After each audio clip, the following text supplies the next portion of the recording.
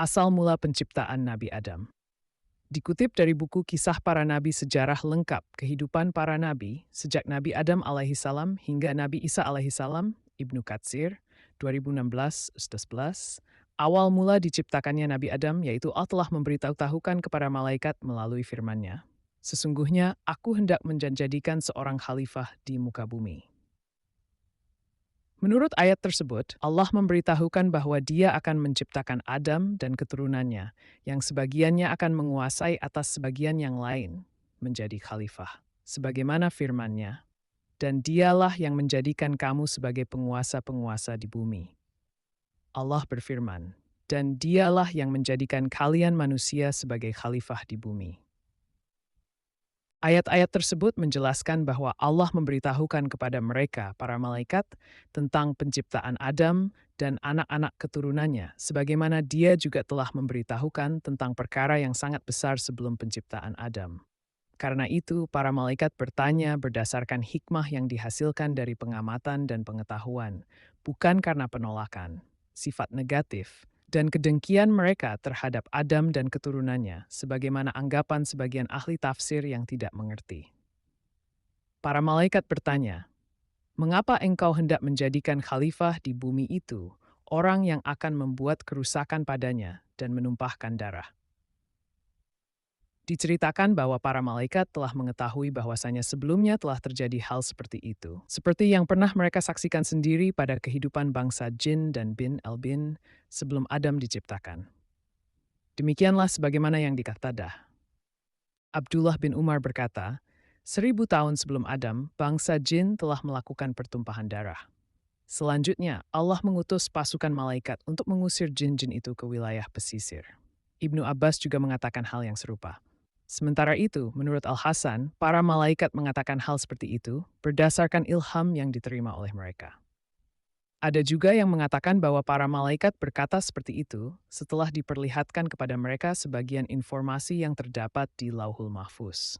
Ada pula yang mengatakan bahwa para malaikat berkata seperti itu setelah diberitahu oleh Harut dan Marut berdasarkan informasi dari malaikat yang berada di atas mereka berdua tentang terjadinya pertumpahan darah itu. Demikianlah menurut riwayat Ibnu Abu Hatim dari Abu Ja'far al-Bakir. Ada pula yang mengatakan bahwa para malaikat telah mengetahui sesungguhnya tidaklah bumi itu diciptakan, kecuali di dalamnya terdapat makhluk yang saling bermusuhan seperti itu. Padahal kami senantiasa bertasbih dengan memujimu dan menyucikanmu. Maksudnya, kami, para malaikat, selalu menyembahmu.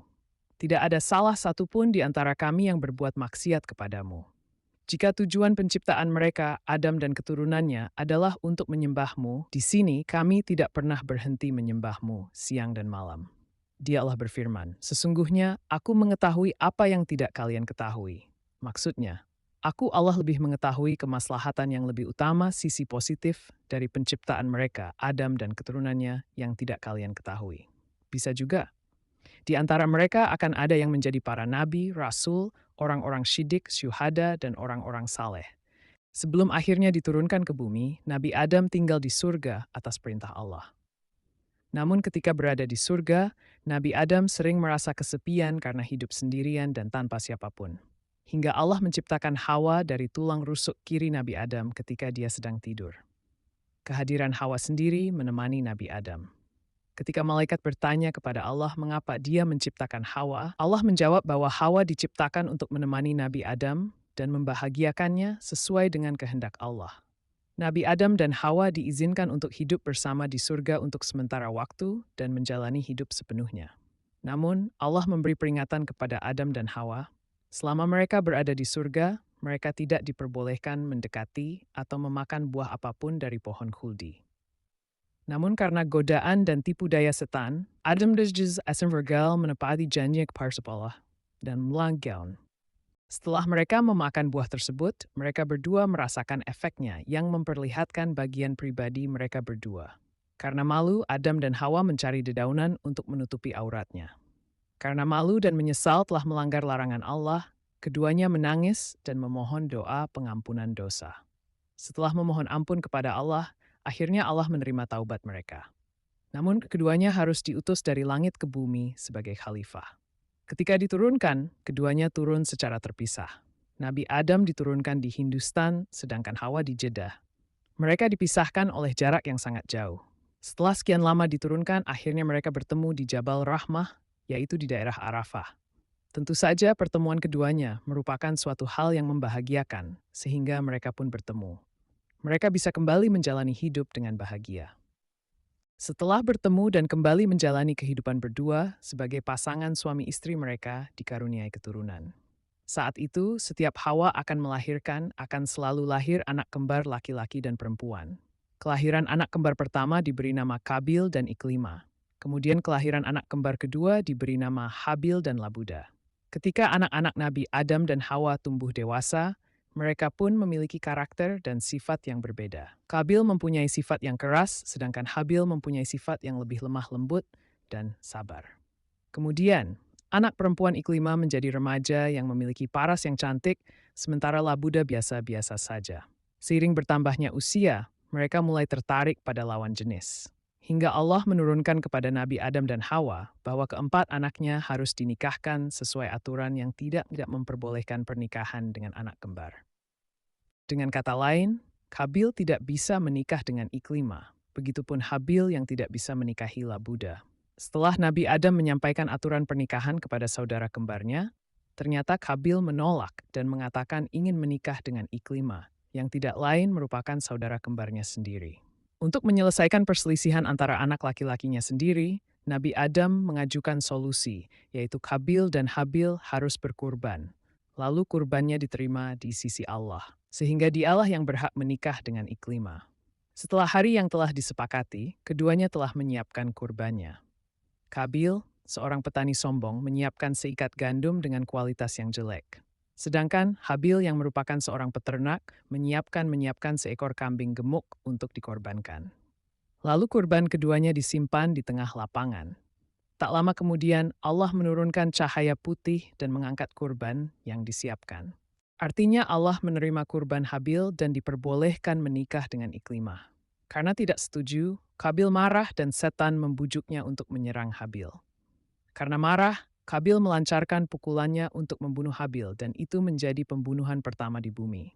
Karena ketakutan dan bingung, ia tidak tahu bagaimana cara menyembunyikan Habil yang sudah mati dan tidak hidup lagi. Kabil berusaha membuang ke laut, tetapi ombak mendorong tubuh Habil hingga ke tepian. Akhirnya Kabil memohon ampun kepada Allah dan bertaubat atas segala perbuatannya. Sampai akhirnya Kabil melihat seekor burung gagak di atas pohon dan seekor burung gagak mati. Burung gagak yang masih hidup membawa burung gagak yang mati itu ke tanah. Burung gagak itu kemudian membuat lubang di tanah dan mendorong gagak yang mati itu ke dalam tanah. Kabil akhirnya paham dan meniru cara burung gagak itu. Dikisahkan sebelum akhir hayatnya, Nabi Adam meminta putranya membawakan buah dari surga. Kemudian putranya mencari kemana-mana dan tidak dapat menemukannya. Di tengah perjalanan mereka bertemu dengan bidadari yang menyamar menjadi manusia dan membawa kain, minyak wangi, dan skop. Malaikat yang menyamar kemudian memberitahu anak-anak Adam bahwa mereka harus kembali ke rumah karena ayah mereka akan segera meninggal. Kemudian mereka kembali ke rumah, diikuti oleh orang yang mereka temui sebelumnya. Nabi Adam dan Hawa yang pernah tinggal di surga mengakui sosok tersebut sebagai malaikat maut yang akan mencabut nyawa Adam. Setelah malaikat mencabut nyawa Adam, malaikat itu memandikan, memberi pakaian, dan mengharumkan wewangian pada jenazah. Kemudian dia menggali tanah, meletakkan jenazahnya di dalam lubang, dan kemudian meletakkan batu di atas kuburan Nabi Adam. Kemudian sebelum berangkat, dia berpesan agar kematian Adam menjadi pelajaran bagi umat. Sebab dari peristiwa itu, manusia bisa mengenali prosesi dan juga ritual pemakaman. Terima kasih telah menonton, jangan lupa like and subscribe.